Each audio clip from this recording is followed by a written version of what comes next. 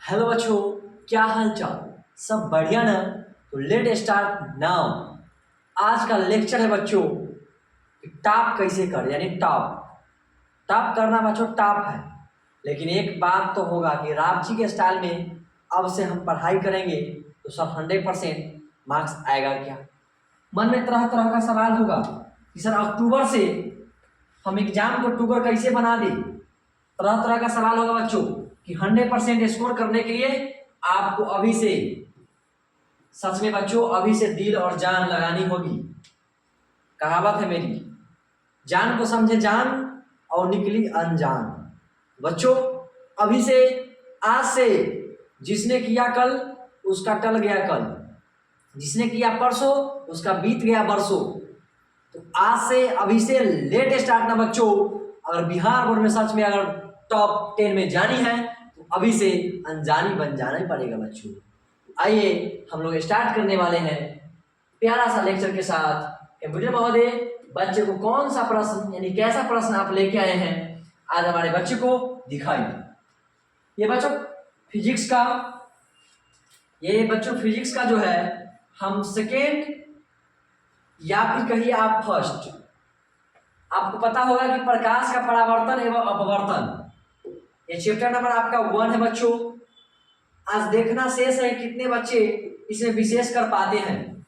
आइए तो हम बारी बारी से इसे देखने वाले हैं। चलिए तो रांची के स्टाइल में हम क्लास करेंगे बच्चों।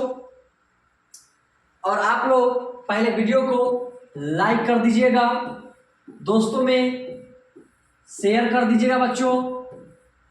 और डेली आपको वीडियो चाहिए तो सब्सक्राइब भी करना ना भूलें। मेरे प्यारे भाइयों, मेरे प्यारे बहनों, प्यार देके अपने भाई को जरूर, क्या जरूर, आपके दिल में एक जरूरी है जिसका नाम मजबूरी है। आप सोचते हैं कि सर हर रोज पढ़ना पड़ता है, पढ़ना तो पड़ेगा, ड्रीम है इतना बड़ा, आप पढ़ते हो इतना इतना सा, कैसे होगा। अभी किसी को कुछ नहीं करना है, अभी सर आप जी के स्टाइल में पढ़ाई करते आइए। चलिए कंप्यूटर महोदय, बच्चों को प्यारा सा प्रश्न दिखाइए, क्या लेके आए हैं आप।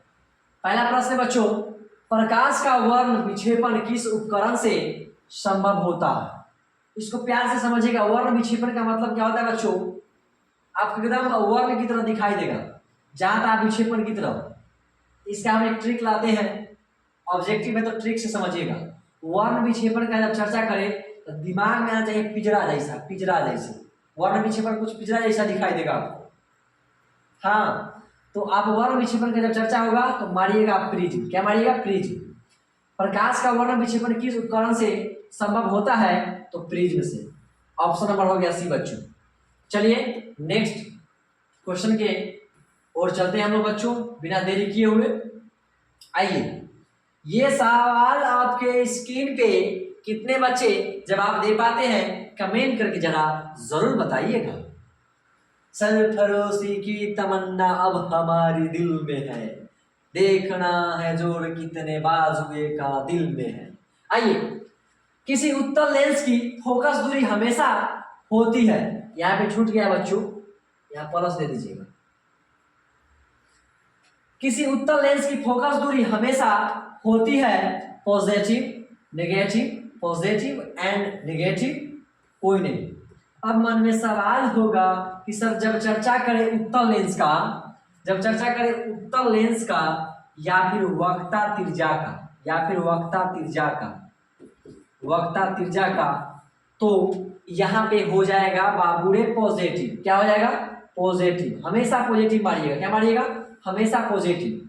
तो उत्तल लेंस की फोकस दूरी क्या होती है? पॉजिटिव। क्या होती है? पॉजिटिव। या फिर दिया हुआ रहेगा बच्चों धनात्मक। अगर पॉजिटिव नहीं रहेगा तो दिया हुआ ऑप्शन में रहेगा धनात्मक, तो कंफ्यूज नहीं होइएगा। चलिए कंप्यूटर महोदय बच्चों को नेक्स्ट प्रश्न की ओर ले जाइए। सारे बच्चे देख रहे हैं ना?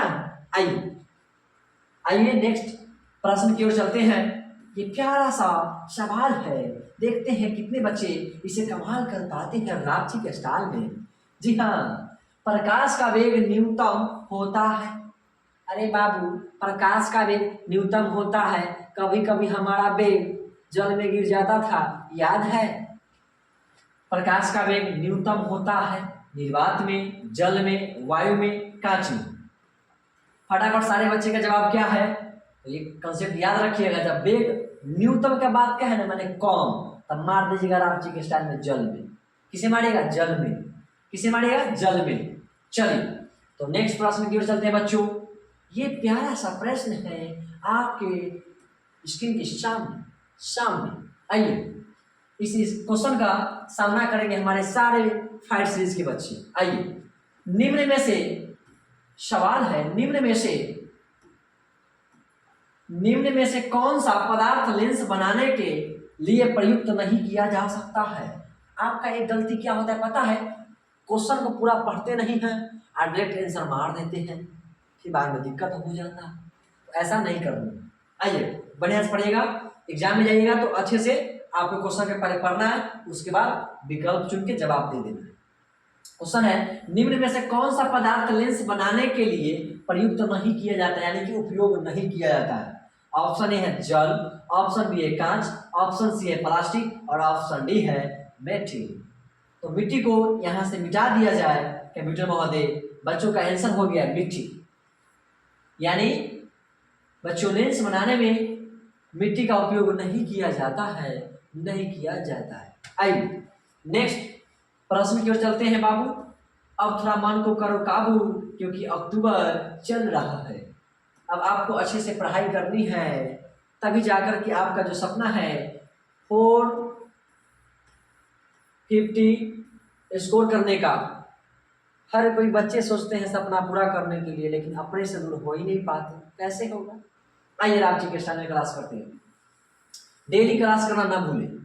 किसी दर्पण से हमेशा वस्तु से छोटा प्रतिबिंब प्राप्त होता है, माने किस दर्पण से हमेशा वस्तु से छोटा प्रतिबिंब प्राप्त होता है? बताइए आप। समतल से, उत्तल से, अवतल से, नॉन ऑफ दिस। कहने का मतलब है कि ऐसा कौन सा दर्पण है जो वस्तु से छोटा प्रतिबिंब बनाता है? तो छोटा, इसका ट्रिक याद रखिएगा। जब छोटा बात आता है ना दिमाग में, वो खोटा, दिमाग में खोट हो जाता है। इसको कैसे याद रखें? तो याद रखिएगा बाबू, उल्लू। याद रखिएगा उल्लू। उल्लू इसलिए, उल्लू कैसा होता है? छोटा। उल्लू कैसा होता है? छोटा। जब उल्लू होता है छोटा तो दिमाग में भी होगा एक मोटा, उत्तर। क्या हो जाएगा? उत्तर। जब बात होगा बाबू कि किस दर्पण से हमेशा वस्तु से छोटा प्रतिबिंब बनता है, तो ऑप्शन मारिएगा उत्तर। क्या मारिएगा? उत्तर। तो राव जी के स्टाइल में बच्चे समझ गए ना? आइए नेक्स्ट प्रश्न की ओर चलते हैं कंप्यूटर महोदय। प्यारा सा जवाब सवाल है आपकी स्क्रीन के सामने। इस सवाल से कितने बच्चे करते हैं सामने, यानी सामना? आइए देखते हैं। तो वीडियो को थोड़ा पॉज कीजिए और इसको खुद से ट्राई कीजिए। वीडियो को थोड़ा पॉज कीजिए और इसको खुद से ट्राई कीजिए। चलिए तो हम चलते हैं सवाल पे। यहां बोला जा रहा है कि 2D, डी का मतलब होता है बच्चों डायोप्टर। ये डी का मतलब होता है बच्चों डायोप्टर। आइए हम लोग देखने वाले हैं, गौर से देखिएगा हम क्या समझाने वाले हैं। बोल रहा है कि 2D क्षमता वाले लेंस का फोकसांतर होता है। ये 2021 का पूछा हुआ VVI प्रश्न है। ऐसा ही प्रश्न पूछा जाएगा, यानी पूछेगा ही, 100% गारंटी है बच्चों। आइए देखते हैं रावजी के स्टाइल में। चलिए 20 सेंटीमीटर, 30 सेंटीमीटर, 40 सेंटीमीटर, 50 सेंटीमीटर। अब मन में सवाल होगा कि सर कंफर्म कैसे हो कि कौन होगा?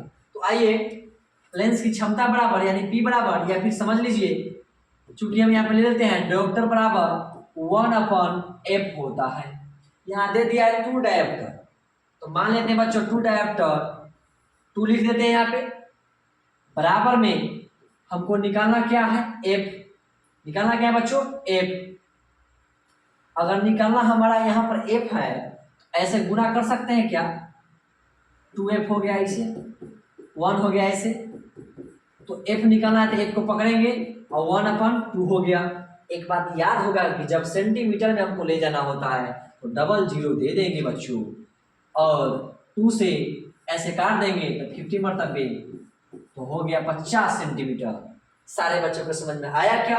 आ गया होगा। मैं आशा करता हूं कि सारे बच्चों को समझ में आ गया होगा। तो हमारा आंसर हो गया option number D 50 centimetre. Two dioptre क्षमता वाले लेंस का पक्षांतर होता है 50 सेंटीमीटर। चलिए तो नेक्स्ट प्रश्न की ओर चलते हैं बाबू। चलिए एग्जाम तक मन को थोड़ा कर लीजिएगा बाबू, तब जाकर के टॉप कीजिएगा। आइए, प्रकाश के परावर्तन के कितने नियम होते हैं? प्रकाश का परावर्तन के कितने नियम होते हैं? तो मन में सवाल होगा कि एक तो हम हुए प्रकाश, एक मेरा हुआ देने वाला कौन? आकाश। तो प्रकाश और आकाश का मिलाइए, यानी प्रकाश का परावर्तन का कितने नियम होंगे? 2। थोड़ा कॉमेडी होता है बच्चों, मस्ती करेंगे हम क्लास में। प्रकाश के परावर्तन के कितने नियम होते हैं? 2। कितने होते हैं? 2। चलिए नेक्स्ट प्रश्न की ओर चलते हैं बाबू। ये लो आपकी स्क्रीन के सामने समतल दर्पण द्वारा बना प्रतिबिंब होता है। समतल दर्पण द्वारा बना प्रतिबिंब क्या होता है? वास्तविक, काल्पनिक, दोनों में से कोई नहीं। बहुत सारे बच्चे इसमें कंफ्यूजन आते हैं कि समतल दर्पण द्वारा बना प्रतिबिंब कैसा होता है। जब बात समतल का आएगा ना, समतल का, तो थोड़ा काला दिमाग में लाइएगा। काला कहने का मतलब बच्चों, सारा लाला को मन में सवाल होगा कि सर 450 कैसे पार करेंगे सर, है कि ना है? सुनो रे लाला, जब बात होगा कि समतल दर्पण द्वारा बना प्रतिबिंब कैसा होता है, तो जब बात समतल का आएगा तो थोड़ा अपना काला दिखाना, यानी कि काल्पनिक। क्या हो जाएगा? काल्पनिक। क्या हो जाएगा बाबू? काल्पनिक। तो ऑप्शन नंबर यहाँ हो जाएगा हमारा सी, काल्पनिक। तो कितने बच्चों के समझ में आ गया? कमेंट करके जरूर बताइएगा और बताइएगा कितने मार्क्स लाए हैं आप लोग। आज का नेक्स्ट प्रश्न है, कंप्यूटर महोदय बच्चों को दिखाइए। जब प्रकाश की किरण हवा से कांच में प्रवेश करती है तो मुड़ जाती है। जब प्रकाश की किरण हवा से कांच में प्रवेश करती है तो मुड़ जाती है। अभिलंब से दूर, अभिलंब के निकट, अभिलंब के समांतर, इनमें से कोई नहीं। हम देखना चाहेंगे कि सवाल का जवाब कितने बच्चे कमेंट में देते हैं। इसका आंसर हम नहीं बताएंगे क्योंकि बच्चे बहुत नटखट है, सोचते हैं कि सर हमें जवाब नहीं देना है। आज देखना चाहेंगे कि 10 में कितने बच्चे प्यारा सा जवाब दिए हैं, 10 में कितना जवाब दे पाए हैं। और फिर मिलते हैं बच्चों नेक्स्ट लेक्चर में धातु और अधातु में। नेक्स्ट वीडियो आने वाला है धातु और अधातु का। जय हिंद, जय भारत।